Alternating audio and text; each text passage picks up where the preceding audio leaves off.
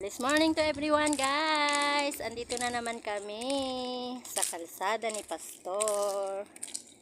Maglalakad-lakad na naman po kami. Ayan. Maganda yung araw po ngayon. Walang bagyo.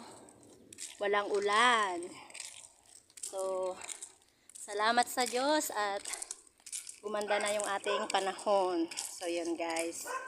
At makapagbiyahe na rin at makapagtrabaho yung mga taong na bakante dahil sa bagyo at sa mga habagat na nagdaan. So yun lang guys, nandito tayo.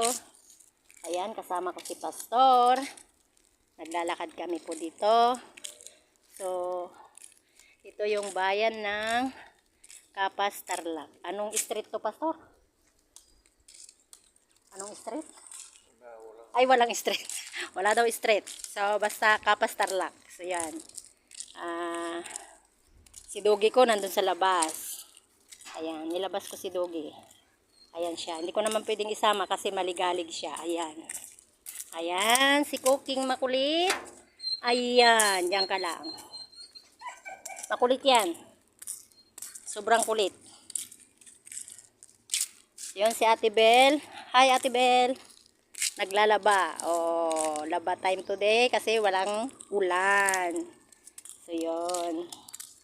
So yun lang ang ating update today. Ingat sa ating lahat and God bless. Bye!